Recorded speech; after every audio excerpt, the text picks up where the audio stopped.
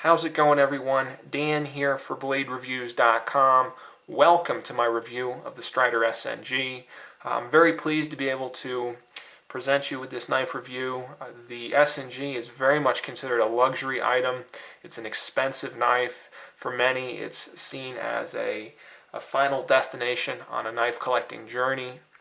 It's viewed very similar to something like the Chris Reeve Sebenza, something that is coveted amongst collectors, and it really represents the peak of modern production knives. So with that said, no pressure. I will try to do this one justice for you. I do have a lot of carry time with this knife. I have cut some stuff with it. I will say that the SnG comes in a lot of flavors. There's been a lot of versions over the years. This happens to be the 9th generation SnG with the new lockup, quote unquote, as of October 2012 at least. And this is the only knife that I've really had a lot of carry and cut time with, so please keep that in mind. Okay, let's talk about some quick specs and then get into the specifics of this one. What we have here is a knife with an overall length of 8 1/4 inches. The SnG has a 3.5 inch long blade. Weight is 4.4 ounces. So it's a medium to large folder, and depending on how you look at it. Here's a couple size comparisons. You've got a Spyderco Paramilitary 2, and then we've also got a Cold Steel American Lawman. And I EDC all three of these knives. I mean, is it ideal for school or for the office? No, probably not. But if you've got kind of a more physical job, or you're in a position where you can carry a larger folding knife, it could be a perfect EDC item for you.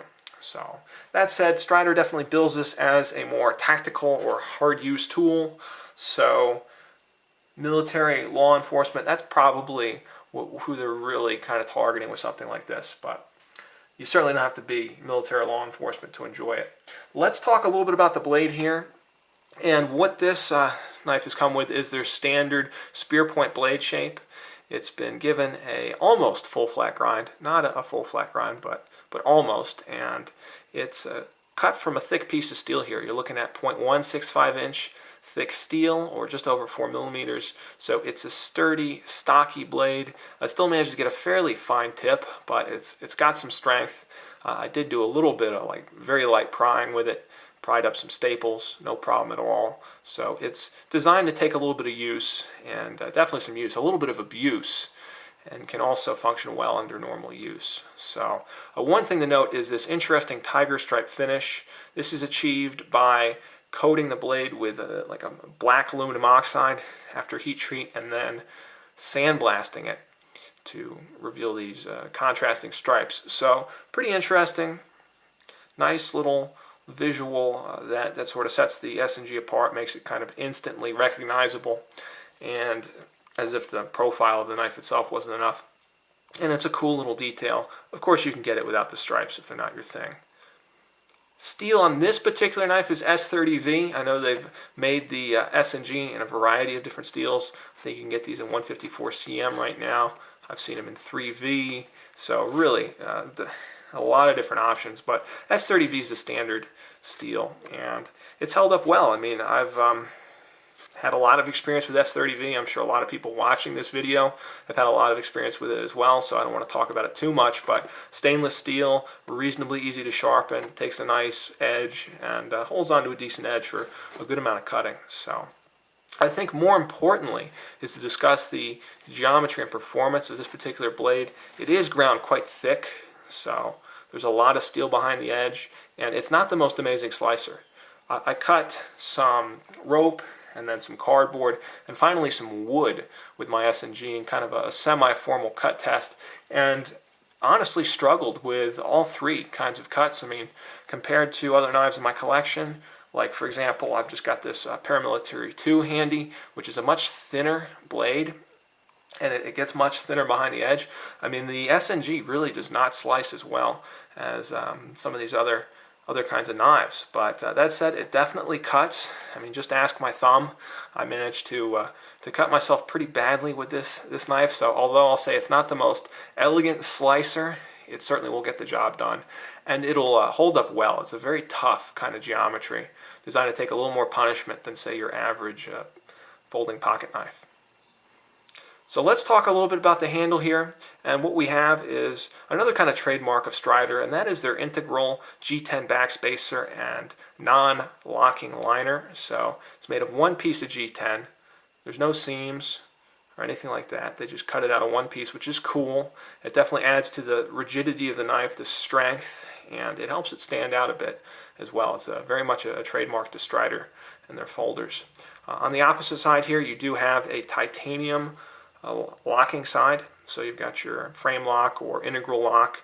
And in this particular instance, it has been given this sort of flame anodized finish, which is kind of cool, definitely unique, and relative to the other knives I've handled at least.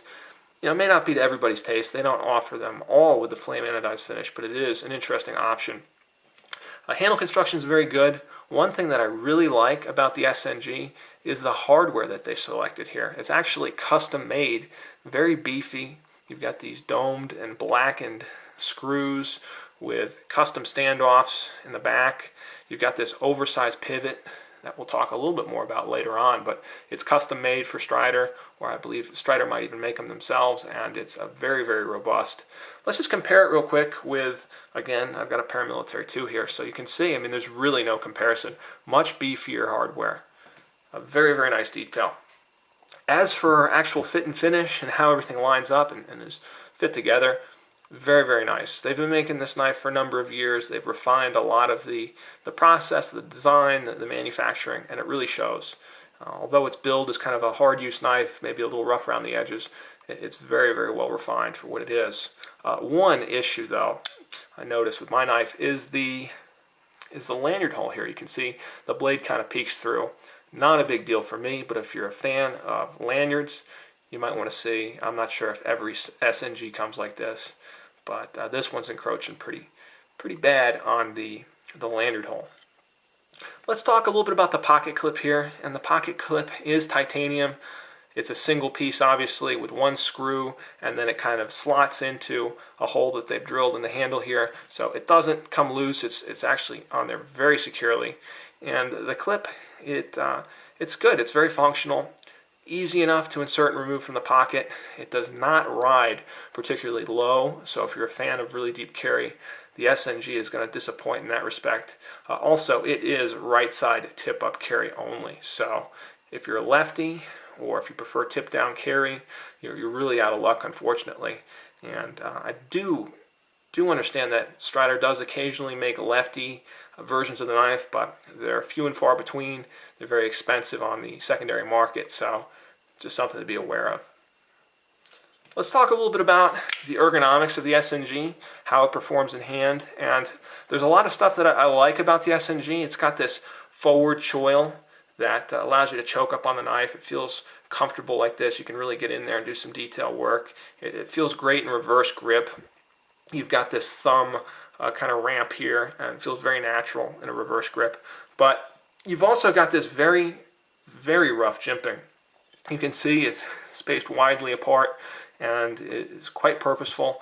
If you're doing serious cutting with this knife, if you're using this as a real utility knife and getting some hard cutting in, it's going to tear your thumb up. There's no way around it. I would advise definitely wearing gloves or developing some serious calluses on your thumb, because this will tear your thumb up under hard use. So I'm not a huge fan of that, but if you're going to flex this into a tactical knife roll, use it defensively, and maybe as a utility knife secondly, then it should work out well for you. But if you're thinking that you're going to have this knife and cut for hours on end, at least without gloves, I think you're going to be somewhat disappointed in that respect. It's quite aggressive, the jimping. But all things considered, you got a lot of real estate here. For lighter EDC tasks or with gloves, it'll be fine. And as a tactical knife, well, I haven't used it in that capacity, but I can only imagine that it will perform, pretty well.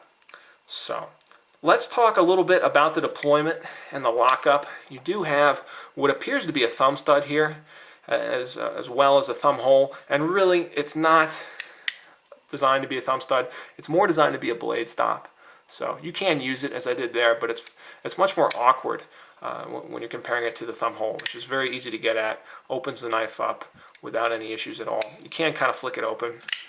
It's not the most amazing knife to flick open. It's not super fast, but it feels very purposeful. And it's nice and smooth thanks to some oversized phosphor bronze washers that are deep inside the knife somewhere. But very smooth, nice deployment. I really enjoy the action on the SnG, and it opens with a very satisfying snap. That frame lock engages nice and early. Again, this is the 9th generation, so it's got their new flat cut lock geometry, and it's held up really well. I haven't had any issues with mine. There's no up and down play. There's a little bit of side to side, but I haven't really played around with the pivot. So, which leads me to my next point, and that is the pivot takes a proprietary wrench, a spanner wrench that you can buy from Strider or make one yourself, or there's plenty of them made on the aftermarket. And for me, I would have loved to have seen this knife ship with the tool, because I haven't bought one myself yet, so it would be nice if they just came with one so you could sort of service this pivot if you needed to. But I haven't really had a tremendous need to do that. No real issues with blade play or anything like that. There's a very slight amount of wiggle in it. So, but all things considered, lockup is very strong, and there's a great detent as well. I love the way it kind of sucks that blade in. Very nice, very smooth action. Really, really fun to manipulate and quite functional as well. So that kind of takes us through all the features of the knife. I mean, this is just one version of the SnG. If you want to, really dive into this series, they make a double gunner grip and concealed carry versions as well. This is just your traditional kind of Lego style SnG. But I happen to like it a lot. I mean, the only real issues I came up with, the jimping for me was very uncomfortable, but I imagine that is just all part of the tactical knife design. And also the cutting performance wasn't that incredible, but again, they want something that'll hold up. So I suppose that it makes sense if you keep that kind of overbuilt tactical knife nature in mind.